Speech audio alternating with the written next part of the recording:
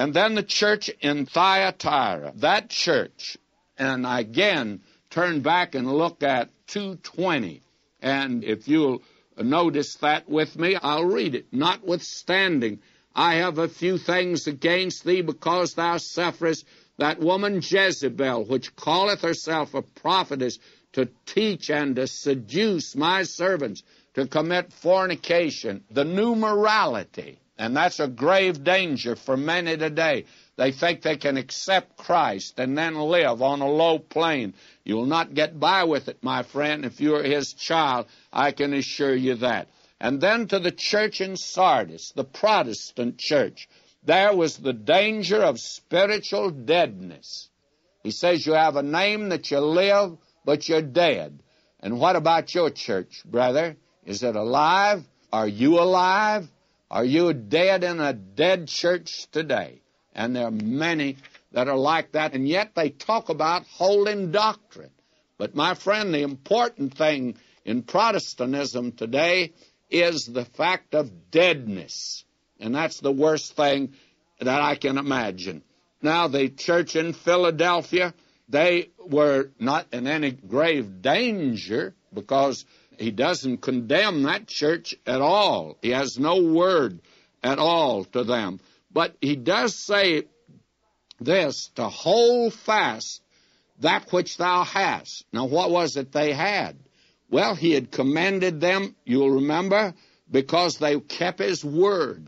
And we need to be very careful about that. I look back now over my ministry, and men that started out true to the faith, many of them much stronger men than I was, and were men that defended the Word of God in a way that I did not in those early days. And they've departed from the faith.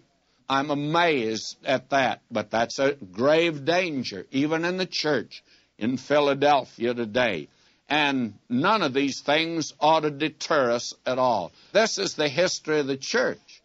Now, when we come to chapter 4, we naturally ask the question, what happened to the church? You don't find it from chapter 4 through the rest of the book of Revelation.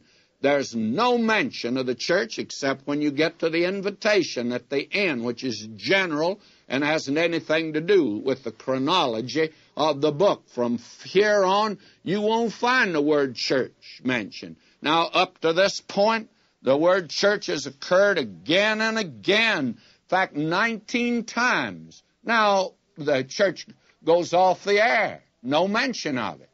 And it's gone off the air. Why? Because it went up in the air. It was caught up in the air to meet the Lord in the air. And the church has gone to heaven. That's what's happened to it. And it took place, as I say, during that Philadelphia period, and that thing that continued on was just an organization, and it'll go through the Great Tribulation, and we're finally going to hear it called a great harlot. Boy, is that frightful. That's the most frightful picture in the Bible, is the 17th chapter of Revelation. And we're going to see the church again, yes, but she's not a church. She's a bride. Bride adorned for her husband. So that brings us now to this final division in this book. Now you remember that he had said very definitely, John was given the division of it. He passed it on to us. We ought not to miss it. He says, write the things which thou hast seen, and the things which are, and the things which shall be hereafter. That is, metatata, after these things. And so when we come here to this book, what do we have? He says, after this I looked, and behold, a door was open in heaven, and the first voice which I heard was as it were of a trumpet talking with me. Now that's the sound of the trumpet that calls the church up, you see. And whose voice is it? The voice of Christ. Come up hither, and I will show thee things which must be hereafter. What kind of things now? We'll get to that over here in verse 1.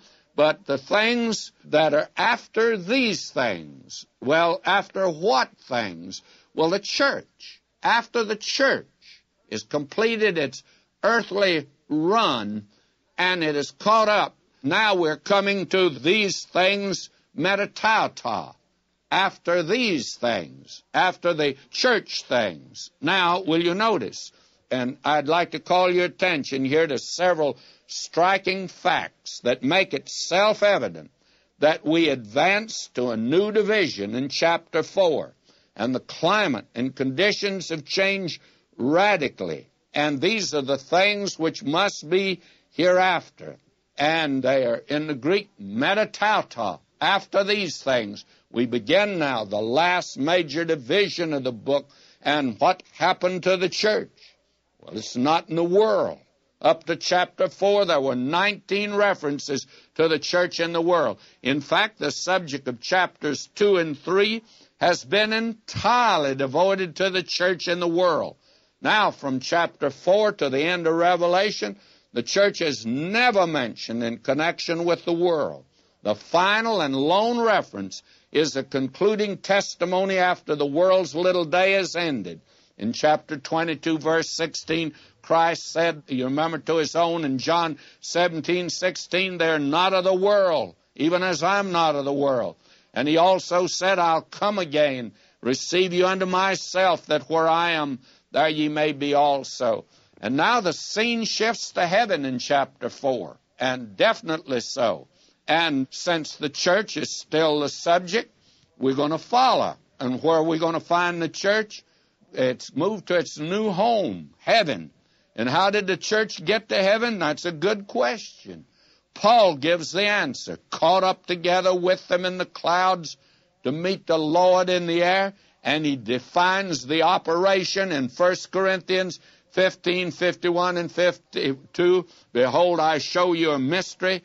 We shall not all sleep, but we shall all be changed in a moment, in the twinkling of an eye, and at the last trump. For the trumpet shall sound, and the dead shall be raised incorruptible, and we shall be changed. You see, faith today places the sinner on the launching pad in the guided missile of the church, and from whence he shall go to meet the Lord in the air. The saints enter the open door to heaven. The church is with Christ. Christ is in heaven, directing the events of the great tribulation period that we're going to see when we begin at chapter 6. Now, we have a third striking fact. The church is not a name, but a definition of those who've trusted Christ in this age.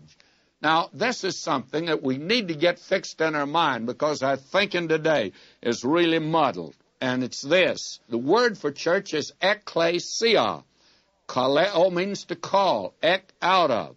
It means the church are a group of people called out of the world. Now, when the church arrives at its destination and is called out and arrives in heaven, it loses the name by which it was known in the world, a called-out body. And there are other terms now used to describe it. We're going to see it in this chapter as 24 elders, representative of the church in heaven. And then we're going to see the church in heaven as a bride coming down to her new home, the New Jerusalem.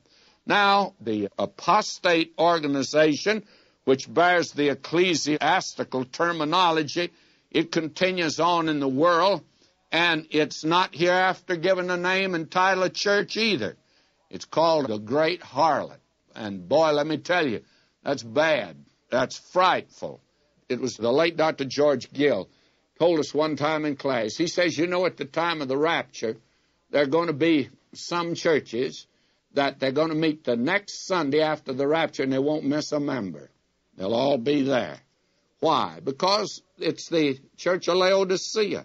Now there's a fourth striking fact. The judgments, beginning in chapter 6, would not be in harmony with the gracious provision and promise that God has made to the church. If the church remained in the world, it would frustrate the grace of God. You see, we have been promised to be delivered from judgment.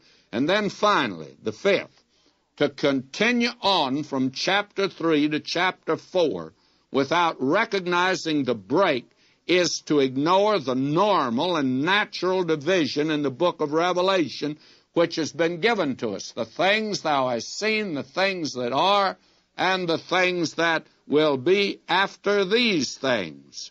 And the last division here is entered with all of its judgment and wrath, and it's well to keep in our perspective that Jesus Christ is central, and He's directing all events as He brings them to a successful but a determined conclusion.